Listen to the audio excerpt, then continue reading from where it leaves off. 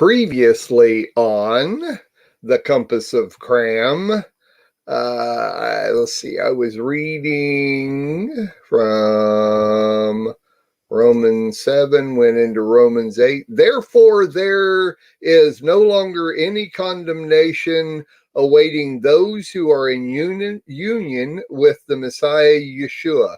Why? Because the Torah of the Spirit, which produces this life in union with Messiah Yeshua, has set me free from the Torah of sin and death.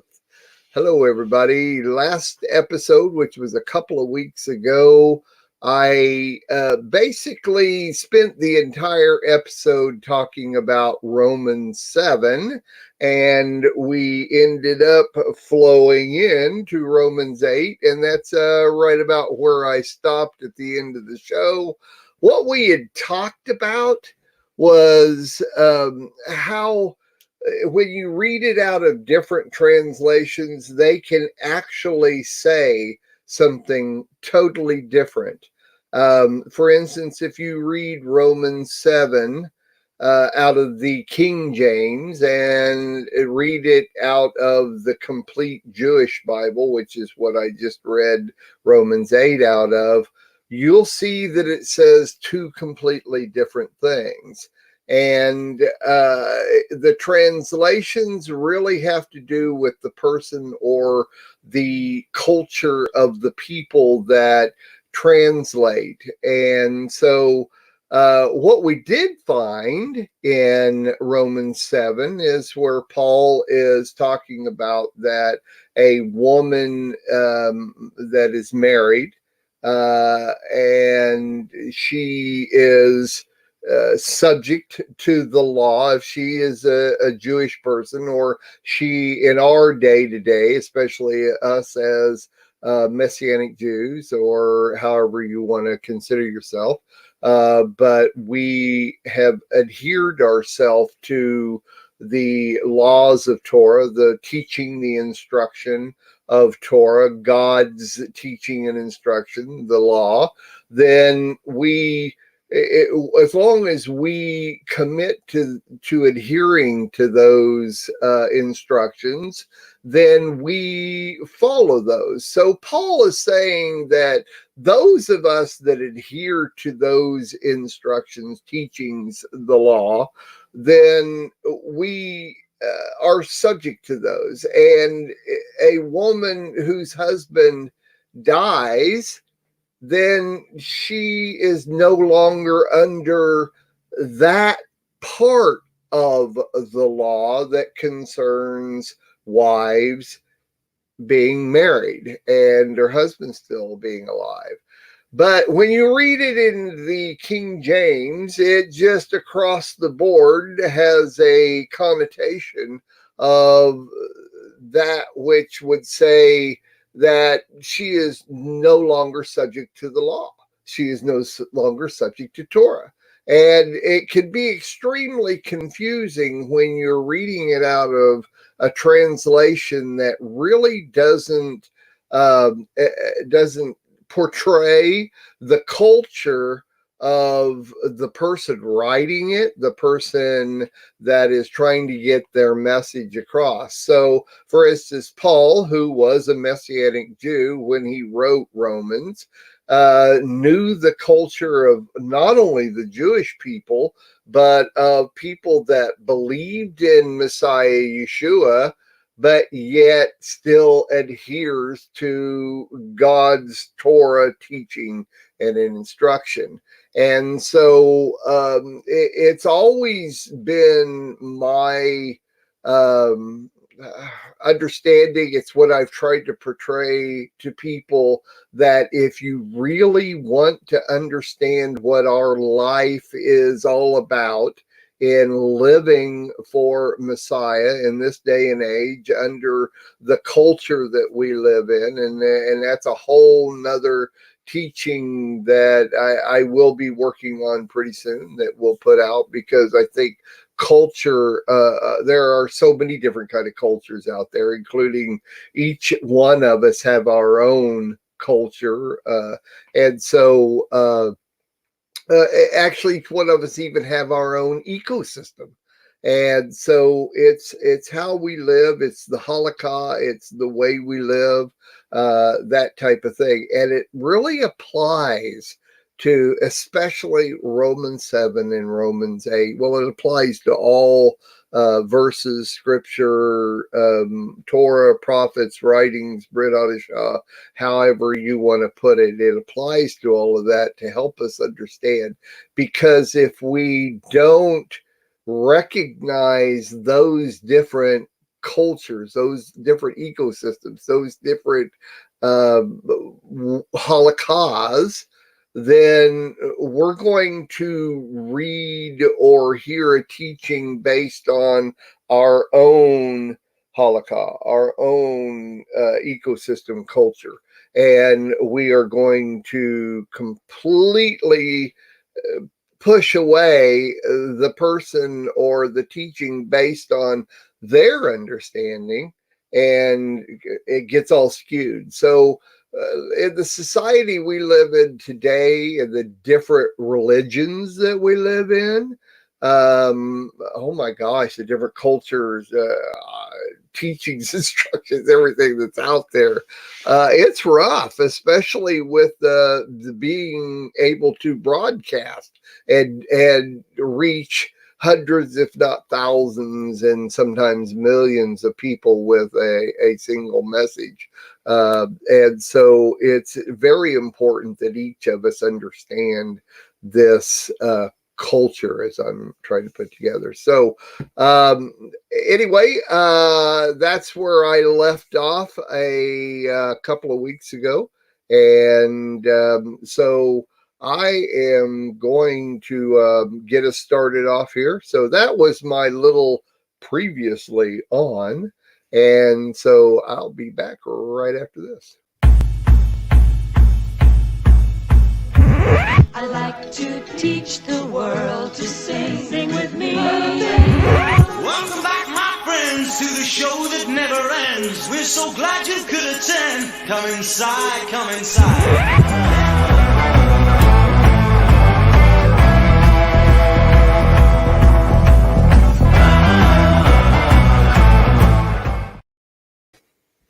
Hey, looky here. Look who I got with me.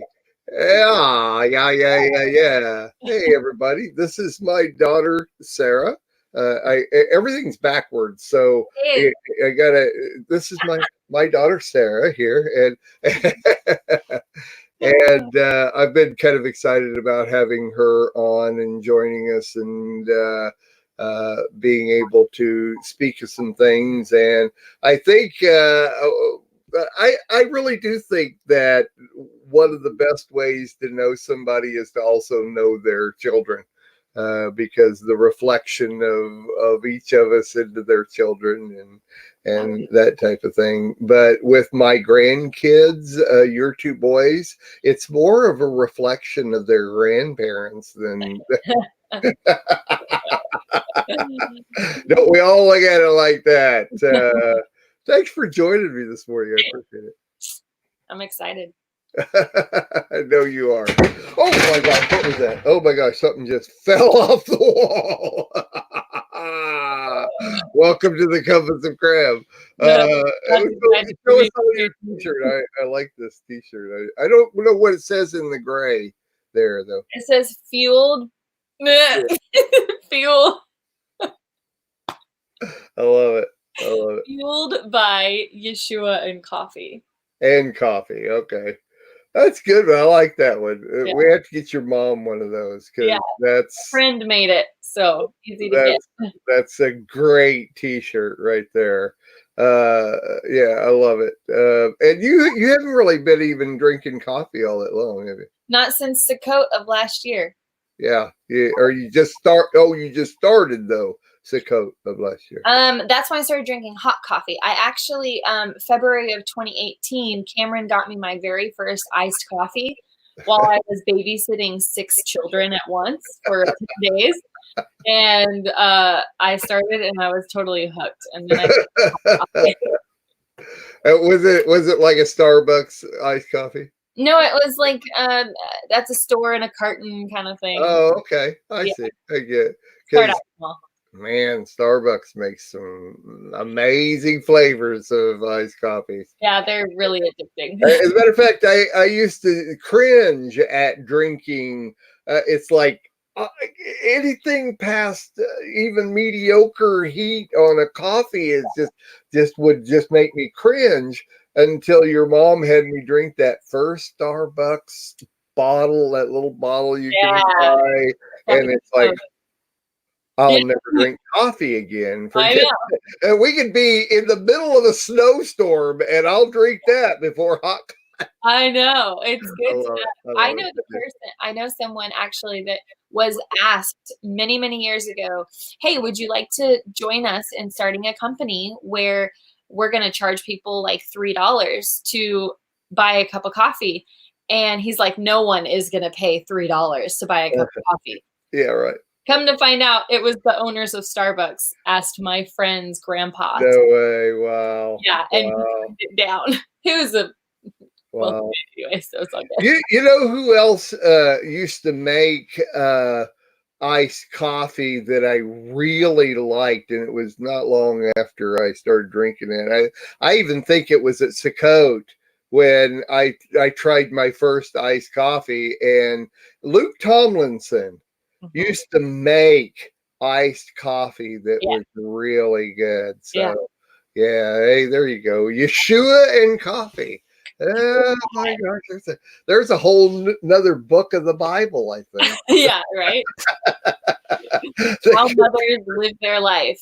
Yeshua and coffee. Yeah, there you go. I love it. Oh my gosh, we need to repent right now. Hey, it's got Yeshua. We're good. I love it.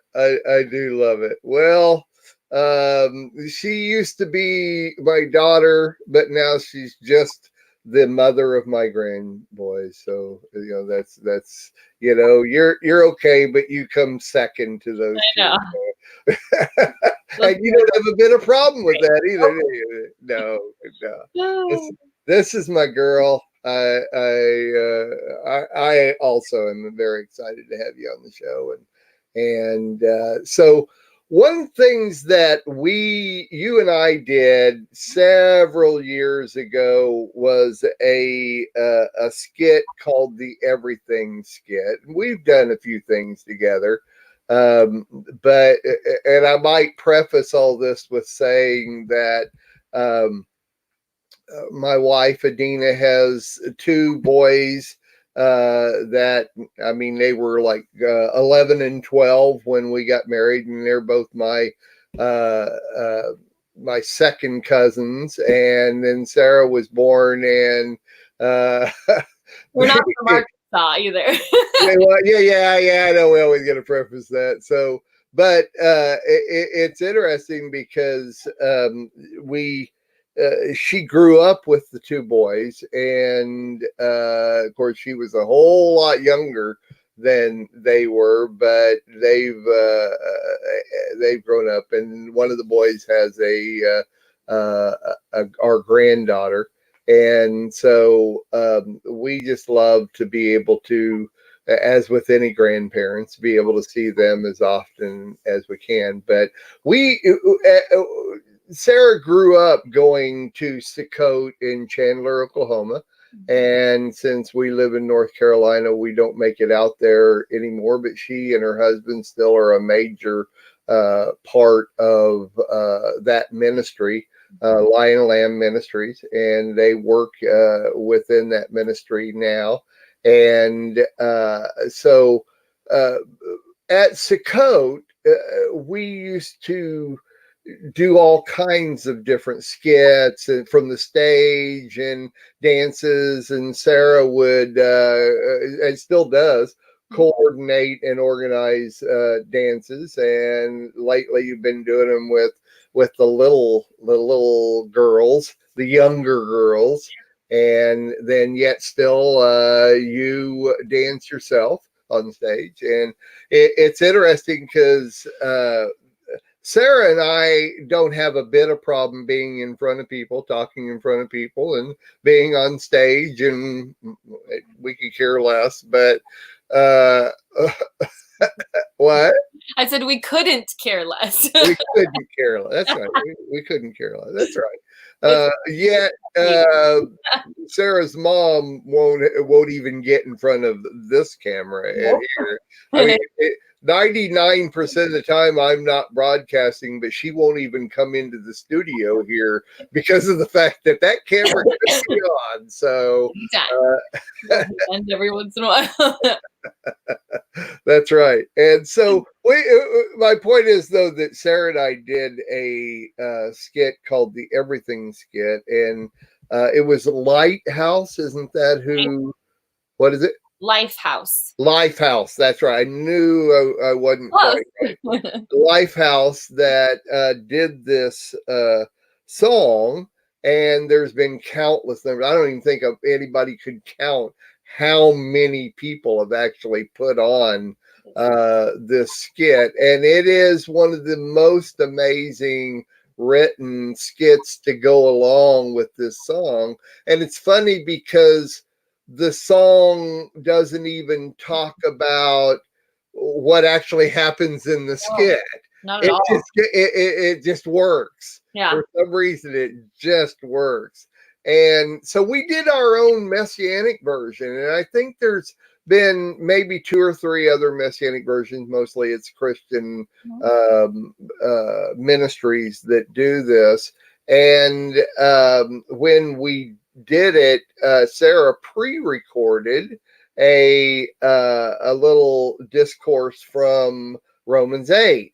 And so it's interesting, when I had taught on Romans 7 a couple of weeks ago, I can't go to Romans 8 without hearing my daughter in my head reading it is neither death nor life nor principalities, so I can't, it's there, it's in my head. Yeah. Daniel says that still. He's like, I hear that, and I still hear your little 16-year-old voice saying that. So, how many years ago now was that? I don't know. You don't know? Okay. It was in 2010. Was it? Oh my gosh, that's 10 years ago. Yeah. Wow. Okay, so I was 18 because I'm 28 now. Okay. So yeah, wow, that's it's something else. But anyway, it's up on the website. So go to messianiclamradio.com or messianiclamnetwork.com, and you'll be able to find that. It's pretty easy to find. And you can watch that. But since we were going into Romans 8, and I will probably finish off going through the whole discourse and teaching on Romans 8 in the next couple of weeks. We probably won't do that, but I was going to have Sarah read. And where does that little discourse start, Sarah? What verse? I think it's in the 30s. What 31? I think it 31. says. What then are we to say? Okay, so read that, just that one little discourse there. I think it's to the end of the chapter. Okay, yeah, read that for me. So I'm reading from the scriptures. My husband just got the Bible. Very cool. Very cool. What then shall we say to this? If Elohim is for us, who is against us? Truly, he who did not spare his own son, but delivered him up on behalf of us all, how shall we not, along with him, freely give us all else? Who shall bring any charge against Elohim's chosen ones? It is Elohim who is declaring right. Who is he who is condemning? It is Messiah who died, and furthermore is also raised up, who is also at the right hand of Elohim, who also makes intercession for us. Who shall separate us from the love of the Messiah? Shall pressure or distress or persecution or scarcity of food or nakedness or danger or sword? As it has been written, for your sake we are killed all day long. We are reckoned as sheep of slaughter. But in all this we are more than overcomers through him who loves us. For I am persuaded neither death nor life, nor messengers, nor principalities, nor powers, nor the present, nor the future, nor height, nor depth, nor any other creature shall be able to separate us from the love of Elohim, which is in Messiah Yeshua, our Master. See, to me, that just says it all right there. If somebody were to ask you, what is living for God all about? You could literally go to verse 38. You could go to you could go to Romans 8. Yeah. But if you want to put it in a few words, starting at 38, for I'm convinced that neither death, nor life, nor angels, nor other heavenly rulers, neither what exists or what's coming, neither powers nor above, nor powers below, any other created thing can separate us from the love of God, which comes through the Messiah, Yeshua, our Lord. And that's from the complete Jewish Bible. And that's why I say it's just, what is my life? My life is totally that I'm convinced that this is the way that I need to walk. And if you're not convinced, then we just need to sit down and have a little talk, and really, I think you could probably take Romans 7 and 8 and convince somebody based on that, right. But ready for it, that's the scripture to do it.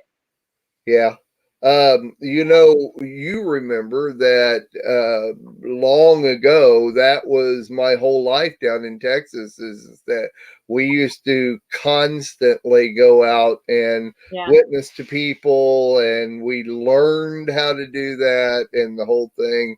And it's interesting, just the other day, we were talking about all the details that we learn in our walk in the Messianic lifestyle, which is different than the Christian walk. The Christian walk has their own culture, like I was talking about before, which is it's not wrong, so to say. It more needs to be a perspective of not being prejudiced against certain things.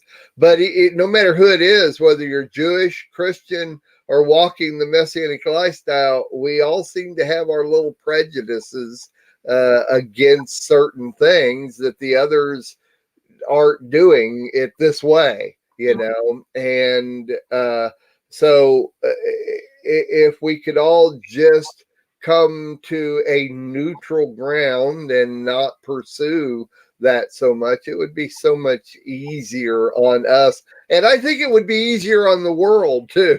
In other words, I've heard so many people say that I just don't want to get involved in a lifestyle where everybody's fighting all the time. I heard on a TV show the other day, somebody was saying it's a secular show, and they were talking about, okay, well, we're going to go to church. And somebody says, oh, good. Okay, you guys go to church. It's a guarantee you're going to be judged while you're there. That's sad. It's sad, but it is the perspective of the world outside the church. Yep. And I'm not using it as just Christianity. It makes no difference if I say I'm going to a Torah study. Their first thought is, okay, well, you go ahead and go. I'm not going to go because I don't want to be judged. And it's even the world out there is going to judge you, but it's so funny. The judge that matters, anyways. What's that? It's the ultimate judge that matters, anyways. That's exactly right. Funny, I came across a word yesterday called anorexia. Now, we know the word anorexia. Yeah. Right? But this is a word, anorexia, and you can look it up. I think it's spelled Atorexia, just like it sounds. And what it is, and let me, without looking it up, I'm just going to give a general idea. It is a person that has no stress. In other words, you can't stress this person out. You can't offend them. They have no response to anything where there is trouble going out there. It's not like they don't have emotions and everything. they just don't have the emotion or the ability to be in conflict. Yeah. They just automatically, and it's a real well, I almost want to say it's a disorder, but is it a disorder? Yeah. I could live like You that. see what I'm saying? And it's real. It's Yeah. there are people that have it, and that's what I got to thinking is it a disorder? Is it really a disorder? Yeah. Because we shouldn't be. But I mean, God didn't say we weren't going to have. I Yeah. mean, even look at Romans 8. What it says is that I'm convinced that neither death nor life. And it speaks of positives and negatives. So it's not as though God didn't say we weren't going to have positives or negatives. Yeah. So going back to my shirt, this is my favorite cup. It says, first the coffee, then the water, then the wine. And then on the back, it says, whether you eat or drink or whatever you do to the glory of Adonai. 1 Corinthians 10:31. Very cool. It goes along with this. Like, as long as you're living his way and you're doing what he instructs us, it's nothing can come at us. His strength is there. Right. I just thought about my cup. Well, no, it's good. Actually, what you're saying goes right along with what I'm talking about is we would almost, because the world we live in offers up so much stress in just day-to-day life. There are people that purposely go away from that. In other words, there are people that don't even want to live in society. I mean, we all know that there are people that actually never go out of their house. I mean, to me, that's a disorder. Yeah. Is because you don't want to be a part of conflict. You actually make sure yourself. This what I'm talking about is literally a part of your brain that just won't allow it to do that. Right. Right. So all of these things that we read in Romans 8 really have to do with more of, I am convinced because of my life of living God's laws, teaching and instruction. And me, I don't know that we've ever talked about it, but there are a lot of people that won't call Torah law. It has to be teaching and instruction, where I don't have a problem with the word law because we have to have laws. We do. And even though we go after, we abide by the world's laws, it's God's laws. Yeah. Yeah. That is about, these are our guidelines. And what is a guideline? It's staying within parameters. Those are laws rules that we have to follow. That's exactly. In all of that, there is teaching and there is scripture. So that's how I look at it. Instructions. That's real true. But there are people. What's that? I just said, yeah, that's crazy. There are people out there that they're not against the laws per se. They just, for some reason, don't want that which they kind of consider as a negative connotation of God's teaching and instruction. So anyway, it's kind of cool that we can use God's teachings and instructions, his laws, to help us realize that there are ways that we don't have to go through that stress. I'm convinced that none of those are going to separate me from, and if we would think of that every time we go through, God's teachings and instructions, that type of thing, then it would be good. Right. Very cool. Yeah. Very, very cool. I love it. Okay, so let's. I was telling Sarah before we started. There's a couple of little things I like to do because I love words, and we homeschooled Sarah. I didn't have a whole lot to do with her homeschooling. We both like well, I don't know how much we like math, but we could deal with math pretty good because Sarah and I both kind of see math from the same perspective. That But nobody else sees it from. what's that? But apparently that no one else sees it from. That's My right. husband gets so frustrated with me when I do math, especially in my head, because it's a grid. There's an entire grid in my head, and he can't see that grid at all. And I don't know why you and I can and others can't, because your mom can't either, and she just doesn't even want to deal with it. Where we go to a problem, and there it is. It's right there in our head because it works. Exactly.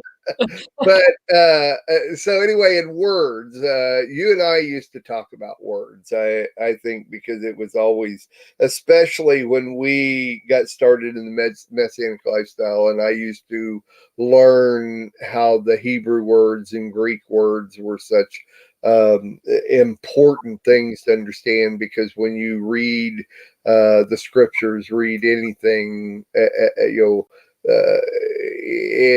like I talked about at the beginning, it's from the person's perspective that wrote it. And so one of the things I like to, we can call it a game if you want, but I get an email every morning from a place called Mr. Goodword. And you can go look that up, and you can sign up, and they'll send a new word every day. And it gives the definition of that word. It gives the background, where it comes from, the whole thing. And so if I see, when I see this word, if I know the word already and I know the definition, I always try to read the definition, because it can, sometimes it's a little different than I think it is. English language. That's right. So if it's something I know, I put it in a folder called words. And if it's something I don't know, I put it in a folder called words not. Not. Words not. Anyway, so we're going to start with words. And I just clicked on the folder. And what I'm going to do is you can't, well, actually, you know what? I could do this. I could easily do this. And I like playing with this kind of stuff here. So where's it? Oh, I see. Oh, it's going to give me, hold on. Let me switch to this first. I can't do that. I would have to have, sorry, give me a second here, and I'm going to figure this one out, because it's easy enough to do. Okay, let's do this then. I see I should have all this set up, but I didn't. So I apologize. So we're going to go to, I already had it set up and didn't know I had it set up. We're going to go to my screen here, and we are going to, well, let's not. That's because I got it in the wrong one, Mark. Because I got it in the wrong one, Mark. Okay, so here we go. I'm sharing my screen. And you see all of these? Yeah. These are all words and they are, so you can see over here at the side, there's words and words not. Yeah. And so what I'm going to do is I'm just going to scroll up and down. And when you say stop, I'm going to click on whichever one I'm on. Okay. So, stop. Okay, that one right there. Edify. Of all the words that we could possibly pick up. And it just seems to work. That I have to tell you a quick story. John Craig was on the show about 3 weeks ago, and he and I talked about the Constitution. He had kind of a news story. We talked about Constitution. And then he played my compass game with me. And then, of course, it ends off with 4 different topics. And then he got to pick the topic. Well, we talked about the Constitution for a while, and then we played the game, the compass game, and one of the 4 topics was the Constitution. Go figure. Yeah. Seriously, go figure. And so we ended up, he picked Constitution, and that's what we did. So Yeah. it was really kind of cool. But anyway, so edify means enlighten, educate, teach in such a way as to improve someone morally or intellectually. And I think Vayikra. what's that? Vayikra, Leviticus. Oh, yeah. Oh, cool. Leviticus 23 is my absolute favorite book of the Bible. It's what? Chapter of Leviticus, I mean. And what's it say? Leviticus 23 is all about the Moedim. The Moedim, Exactly. yeah. It's right there in your face, clear as day, in my opinion. And it's just my absolute favorite. And so that goes with educating and edifying too, because the Moedim were all about edifying. Yep. So very cool. I like it. Okay, so here's what I like is the word history comes from an old French edifier, to build the character, teach, to build, construct, improve, spiritually instruct, a deviation of house building. That's interesting.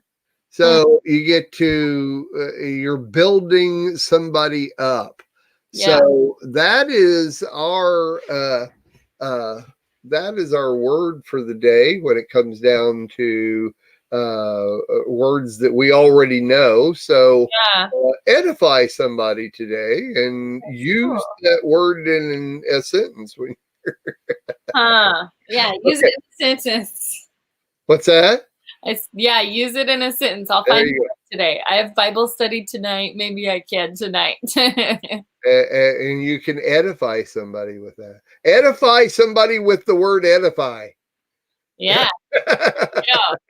I've got a lady at my my congregation that I have a Bible study tonight that she's really interested in my 2 favorite Bibles, which is the Complete Jewish and the Scriptures. And I told her I'm going to bring both of them to Bible study tonight, and she's going to figure out which one she wants to have. And she might even get both, knowing her. Very, very, very cool. Well, now I don't know how much you remember that, but of course, using the complete, you can see mine. Yeah, this is totally worn out, but yours, it's so interesting. This is the one that you gave Cameron when we were. Oh, is it really? Yes. How your mom and I bought cases and cases of those Bibles, and we also bought cases of this book right here, which is the Jewish New Testament commentary. Now, if you buy, actually, David Stern had written the New Testament first, which takes the regular Bible and translates it in a Hebraic perspective. Yeah. Okay, what this is what the Complete Jewish Bible is. But the book it's a New Testament, so it was only about that thick. It was a half-inch thick. Yeah. And then what he did to go along with it is he wrote this commentary, which is like 3 to 4 times thicker than the actual, and it's just the New Testament. Yeah. And what's interesting about it is that what it does is this book takes every line from the New Testament, from Matthew 1 all the way through Revelation, and line by line, David Stern explains what the thought would have been from a Hebraic perspective. Yeah. And when we first became Messianic, that was the first book I bought, was because it helped me to learn Yeah. Hebraic perspective, and it was really good. And that's this. Now, I just bought this Bible to give to Pastor Sherwood Yeah. at Highest Praise Church, which is the church that I go to. Mhm. And let me tell you what, that I don't have anything to compare it to, but they've got the exact, there's 933 pages in this, and they put the exact same thing in about a book that's only about a half-inch thick down. Oh, wow.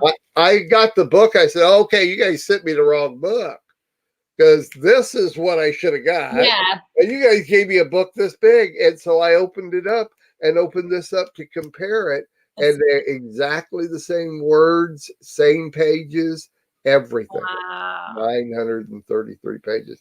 So here's something. I don't know if you remember this or not. I do. You see this book. Now, I don't know if you can see it or not, but I'm going to open it up and see if you can see what's wrong. You can't see it. You can't see it. But doggone it, because I have the background on, it's upside down. You open it up and all the pages are upside down. You have to turn it over to read. You got it. An Easter egg. It's exactly right. It was in with a whole case that we bought, because we used to give these away. And when I found this one, it was upside down. So I always used to joke that when I would sit somewhere, like we'd go to, you already know what I'm going to say. We'd sit, and I'd be sitting here, like this, reading, and somebody come along and say, "You're not really reading that. Oh my You're not really." I said, "Yeah, I'm reading this book." And they say, "No, you're not. It's upside down." And I say, "No, see, look right there." That's funny. Anyway, but I highly suggest this book. I mean, this should be the most vital book that you own besides your Bible. I And need to go order a couple of those, because I don't have one of those. it is the best book, period. Okay. But anyway, I can remember when we first started getting into the Messianic lifestyle that that's what and words were just huge to me. I needed to know all those different things. So, Yeah. okay, so we're going to jump to words not, only this time you're not going to be able to see what I get up, and we're going to see. So I have the same thing up that I had a while ago, so you can see here. Okay, that's words not. And I'm going to scroll up and down, and you're going to say stop. Stop. Anyway. Okay. I don't hear. Okay, the word is let's see if you can hear it. Concatenate. Did you hear it? No. Yeah. Let me try it again. Concatenate. Conjunctinate. Concatenate. Concatenate. Yeah. Give me an idea what you think. Let me see if I can. I don't think I can turn it up. It's up full blast. So. Concatenate. Conning cats. I love you so much. Okay. No. See, so I'm not going to look. I'm going to concatenate. Concatenate. Wow. We want to go to cat, don't we? Yeah, because it's the main. It's in the middle. Yeah. Concatenate. My cat's right here too. So Nico. Concatenate. I would say, let's see if does anybody. I've got the chat open. Anybody know what concatenate means? I'm going to CONCATENATE. Anybody have an idea? Nobody's typing in, so I believe it means. I don't think it has anything to do with cats at all. probably not. I think it would mean, gosh, it's just, that's even hard. It would mean that you're putting something down. You're making something less than what It is. Oh, like that. Okay. You're reducing it. You're Okay. con is a negative, and innate, when you innate something, it kind of, so it's, so is it taking your cat and compressing it? I don't know. Maybe. Okay, nobody else. So here it is. It's a verb, means to connect together, to form a chain or series. It's the opposite of what I said. Yeah. It was actually just exactly the opposite. I'm going to concatenate my Bibles. That's right. That's right. To connect them together. That's right. That's very cool. It's linked. Marilyn says it's linking things together in a chain or series. Look at that. Look at that. Those Canadians, man. They know it's probably a Canadian word. Thank you, Marilyn. We appreciate that. Yeah. Okay. That's what it is. It's so it's connected to an image of a chain, a line of items, each connected to what precedes and succeeds it. Marilyn says, I was actually thinking of Sarah's answer, though. Okay. So it's based on the last participle. Yeah, it's Latin. To link together. How about that? Okay. To weave together, chain, all those different words. So there you go. So now you need to use the word concatenate in a sentence, Sarah. I did already. Well, you did. Oh, you concatenated your Bibles. That's okay. Oh my gosh. Well, on the screen, your image and my image are concatenated together. There you go. Into one big box. There we go. Wow, how about that? I love messing with words. So. Yeah. And you know what's crazy about it is, yeah. What is this? Joe? Crocheting is concatenate, is to concatenate. Yeah, sure enough. Yeah. Oh, very cool. Yeah, Joe, that's excellent. Good job. Here, I'm gonna put these up here. This is so this is what's cool about StreamYard, is we can put these things up here. Sarah's just learning about StreamYard, so that's right. The show we do called The Next Chapter, we concatenate on. What's funny is when you spend time with a word like this later on in the day, you'll be talking about something and all of a sudden it'll spark in your head. And if you use these words even once, just in general, not like we're forcing ourselves to use it now, but later on, if you'll use these words, they become part of your vocabulary. Yeah. So that's anyway, cool. very, very cool. Yeah. Okay. Well, there we go. That's concatenate. That's our words. I enjoy words so much, as I said. Okay. So now, Sarah, we're going to play the compass game. Okay.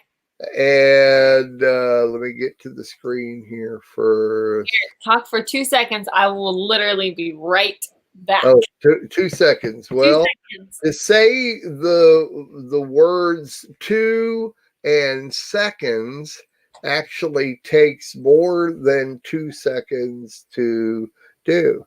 So she's probably got to take care of the boys, but that's okay. A nice bench she has, and a nice picture she has there. So, hey, what do you think? It's fun to have Sarah on the show. What do you think? I think I have talked her into being with us maybe once a month. I think would be really, really cool. She doesn't do anything. I saw her calendar the other day. It's literally just solid things that she does. And of course, when you got 2 boys, then, and the oldest just turned 4, Evan just turned 4, and what Shepherd would be about 1.5 years then. No, Shepherd's 2.5 years. 2.5. I can't keep track. I'm old. I'm not supposed to keep track. So we're hoping that you can join us about once a month. Yeah. That would be really cool. Yeah. This is fun. I like. So Joe says, love to hear her do a homeschool segment. I really haven't begun homeschooling. Yeah, the boy's only 4. Yeah, I haven't, but I mean, because of my homeschooled experience and my husband was homeschooled, I could do a planning homeschool as a Hebraic mom as well and all that. I mean, you could do something. Well, then let me just say, Joe Cameron does homeschooling with Joe Cameron I've seen that. on the next chapter, which is tomorrow morning. Yeah. And we have a video series on shameless plug here. Let's just do a shameless plug, and I'm going to show you a little something here. That's the one with the feet sticking out. What's that? The next chapter, is that the one with the feet sticking out of the window? Yeah, it's the one with the feet sticking out of the window. Yeah. Okay, so if you're this is the website, by the way. Yeah. The website. So if you're wanting an update on the coronavirus, by the way, there's a real good video on that. And so Joe does the homeschooling with Joe. So let's just find that. So for people that, if you go to more and click on video series like this, you'll see a whole list of the different video series. And on that, you're going to find, because Joe started this a long time ago, there's homeschooling with Joe Cameron. If you'll click on that, that'll actually take you to her homeschooling with Joe Cameron page, and you can go in there, and there's all of her different teachings on there. And at the bottom, it'll show you all the different segments that we do on the next chapter. But that's how you find those things. I mean, the website is just I don't know if you, I don't think I put this on, but I love can you hear that? Yeah. I don't know. It's not playing. Anyway, that's how you find that. So any of you that are looking for homeschooling stuff, that's how you find. So no segment this week, Joe says. Oh, well, that's fine. We got other segments that we'll work on. But okay, so what we're going to do now is we're going to do the compass game. And Sarah knows how to play. What we have is I'm going to show a video of a compass that's spinning around, and it's going to have north, south, east, and west, northwest, east, northeast, southeast, and southwest on it. When she says stop, I'll stop it, and then we'll go to that direction, which has 4 topics, and Sarah gets to pick the topic that she wants to talk about. So here we go.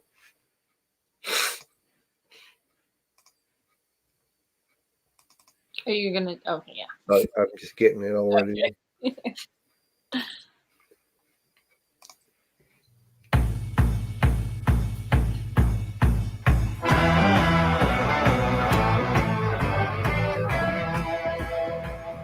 Anytime. Yeah. Okay, stopped on south. Okay, let's see what south has on it.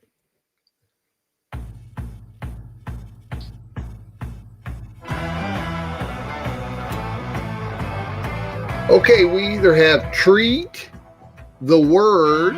Oh, there's a good one for you. LGBTQs, or blind people smile all the time. Which one of those 4 topics would you like to talk about? Sarah? Treat. Treat. Very cool. I love it. Okay, I really do love this.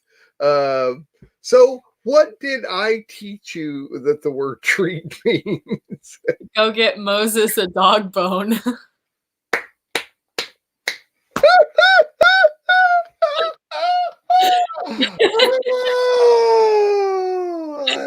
Moses was our old dog, by the way. What'd you say? I said Moses was our old dog, by the way. I was going to say, I think it's time to clarify. Go get Moses a treat. That's right. We had a dog named Moses. That's right. But we also had a dog named Bud Ugly. Oh, I didn't have Bud Ugly. Must have been in your early years because Yeah. Brian and Dan was there when I brought home a dog, a pug one time, and we called it Bud Ugly. But rolling on the floor laughing. Right? Yeah, we've had Bud Ugly and Babe and Moses, Samuel. Samuel, that's right. You're right. You can tell when we got Messianic. That's what? You can tell when we got Messianic.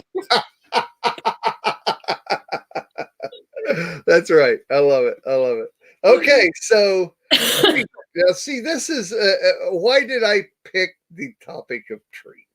Because, and this is great for you. I love it. It has to do with parents because we treat the word treat as common anymore. But when I was growing up, to be able to have a piece of candy or to have chocolate or to have dessert, that was a treat. Or to get a toy. What's that? Or to get a toy, like to get a little toy, a treat. That's exactly right. See, my brain goes to food, and you're exactly right though, that word treat to me should be special. It's something that it doesn't even need to be a reward. It can be. So can you expound on that? How do you treat that? How do you treat that? That's a good word there. How do you use that with your boys? A reward. It is 100% a reward, when they do something good behavior or whatever that, they get to have a treat, whether they choose to do a chore. Like Emmett will empty the dishwasher, put all the dishes on the counter, and he can get $1, which that's one treat. But what goes along with that treat that's sweet, Marilyn. Is he then gets to go to the Dollar Tree and pick out a toy that he has with his own $1 money that he earned. Oh, cool. Now, do you use that word treat though, or does he understand the difference between treat and reward and that type? It's all the same, really, in our house. Yeah, it really is. Yeah. Well, it's special though. It's something that is, and it's almost almost sanctified. It is set apart from everything else that's out there.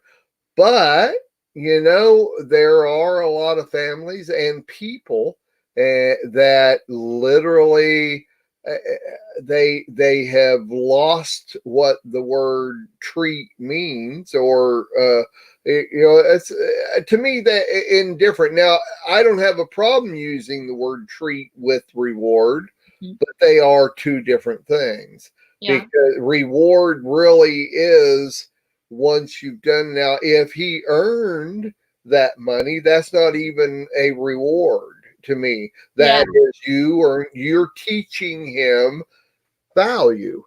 Yeah. And value, I think, is really even the key word in all three of these. There's a value of treat, there's a value in reward, and there's a value in earn. Okay. And they are different things. And to me, that's why I say when I was growing up, my mom would really emphasize the fact, and it wasn't really even so much a thing back then as it is today, but she would emphasize with me that if you want a treat, you can have this, but it is looked at as something very special, away from everything. So in the afternoon, say after I get home from school or something like that, then I got to have a treat that she picked out. In other words, that was her value. She found this certain thing, and it was always food, but she found it a value, and that instilled within me that same value. Yeah. See? And so I grew up learning that, you know, I could do this. For instance, it's funny because your mom and I actually call we call almost all dessert cheesecake. You know, it's just like, okay, well, we're gonna have cheesecake now, and it's like, yeah, I mean, it could even be trail mix or something, you know. And to me, my trail mix is my treat. I don't just sit here and eat it, you know. Then it's not a treat. See, and that, there you go. See, there's the value within that. And then reward to me is literally the value of you have done something special. So you need to not only you, but I recognize that special thing that you have done when you didn't really have to do it. See, Right. to me, the word reward is even different than when you do something, for instance, like you're in a game and you won the game. To me, winning the game and getting something for winning is not even a reward. To me, the reward is something outside of those parameters. Right. And so that's why I words, once again, it's words, and it's defining those words, where there are a lot of languages that use one word for the same thing all the way across in each one of us. But you see, you're a millennial. Yeah. Proud of it most days. And millennials have their own culture, their own way of looking at things, their own language, and they're raising up the kids that are seeing the world from a different perspective. Completely different. What's that? Completely different, and that's a treat. And that's a treat. Yeah, you see, you're a treat, but not all millennials are treats. The difference is I'm a millennial raised by a boomer versus a millennial raised by a Gen Xer. Wow. I know where you learned that from. I know where you learned that from. No, my husband was also raised by a boomer. Oh, and we've realized the difference between us two and other millennials around us is we were raised by boomers versus Gen Xers. Okay. Nothing bad about Gen Let's expound upon that. We're kind of done with treat. We've done everything with treat. But see, you know, this is a huge interest to me. Interest to me. And so I love millennials. And let me clarify real quick. We still got a few more minutes here, and this really was somewhere I was going to go on today's show. Is that to clarify what Sarah just said was something that I say all the time, because usually, and it's one of the reasons most of us baby boomers don't like millennials, is because millennials were kids raised by kids. Mm-hmm. It's because there was a generation where us boomers didn't put enough value on our kids to raise them by us. We, the husband and wife, went to work and let somebody, the school system, the public school system, or somebody else raise our kids, and then the kids didn't have the value system of baby boomers and those that came before.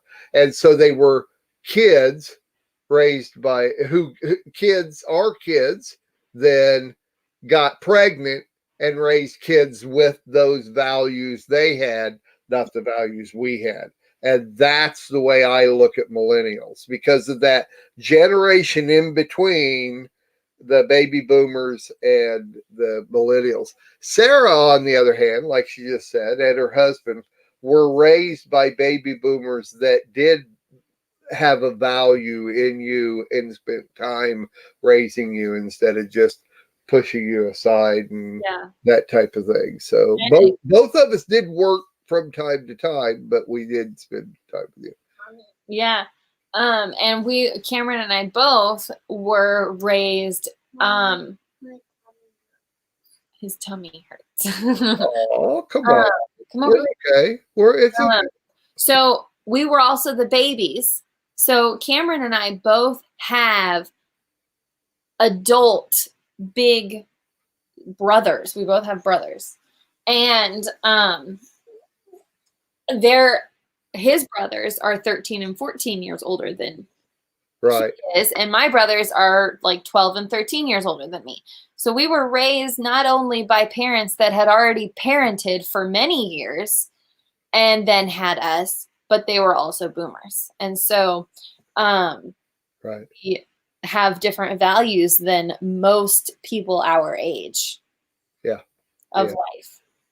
Well, your two brothers, which are considered, they were like, what, 11 and 12 when you were born? Something like that. 12 and 13, 11 and 12, 12 and 13, something like that when you were born. They had been raised in a rough setting because their dad died when they were 8 months and a year and 8 months old. Yep. And your mom had to raise those two boys, and it was a rough, tough situation for her and the boys. Then I came along and you came along, and we tried really hard to raise the three of you with a special value system, because now there was a man in the house. Now there was a more structured situation in the home. The boys, who are both incredible men, great men, that are good, but yet they have a different value system than you do. Yeah. See? And so it's a generation, but it's however that generation's raised. And I think it's just amazing to me how the thought process, just based on when you were born, works. Oh yeah. I really do. That just blows me away, because it's really only documented in the past 60, 70 years. Before that, we have thousands of years, but you don't read any documentation on those generations. In Wikipedia, you can look up the word generation, and it literally talks about a lot of this. And I may be talking about this on shows that are coming up, and there's a series in Wikipedia called Major Generations of the Western World. And they list off like lost generation, greatest generation, silent generation, baby boomers, Generation X, millennials, Generation Z, Generation Alpha, and each one of them explain in detail. And it's an incredible read for anybody that's interested. I think what's another interesting thing is that millennials are actually Generation Y, because you have an X and a Z on either side of you. And I did read that in there. And I guess I never realized that before. But we were raised in the millennium, the new millennium. Yeah, when it changed 2000 and on was when you were born. Or when the millennials. So it was so when 2000 happened, most of us millennials were born in the 80s or the 90s, And our most influential time was that late 90s and early 2000s, which was when that new millennium happened. Exactly. So we are the millennials. Yep. I was 8 years old when it was 2000. Very influential back then. Yeah, and I was getting old when I was getting old. All right. Well, this is interesting. We might even pick up on a I would like to talk about that in future episodes. Do a little bit more research. You and I can both do a little more research and maybe talk a little discourse on that sometime on our future episodes. But wow, this has been really cool. Time goes by so fast, and I know the boys are needing you, and so. They're too far. He's hungry. His tummy hurts because he's hungry. Oh, I'll bet it is. Well, Mom, that's Emmett.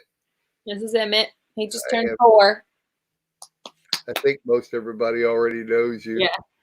Marilyn was saying a while ago that she watched you grow up at Sakote. Yes. Yep.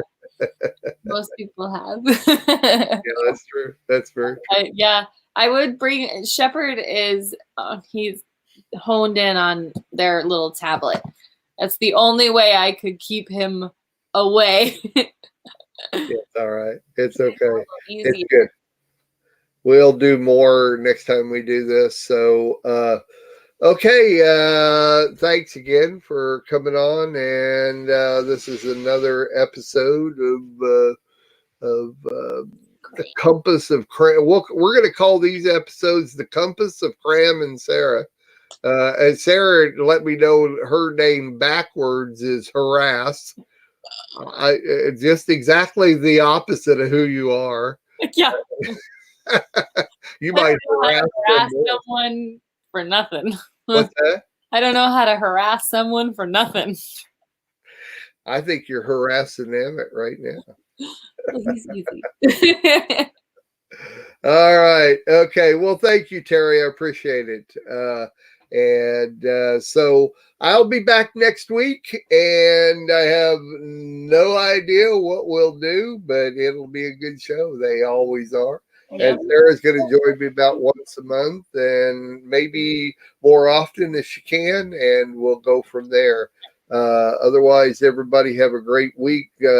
Tomorrow, this same time, is the next chapter with Sandy Craig, Joe Cameron, Sherry Flanagan, and me. I pop up my head every once in a while.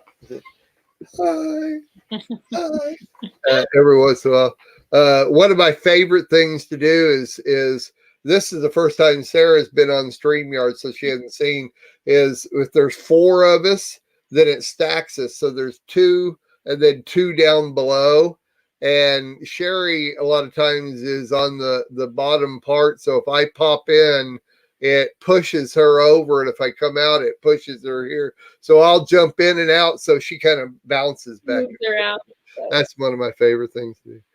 I'm just a little weird. So anyway, okay, everybody. Once again, we'll see you later. And thank you, Sarah and Emmett, for joining us. Our pleasure. And we'll see all the rest of you next week. God bless. Love you all. Have a great week, and keep plugging for the Lord. Neither death nor life nor principalities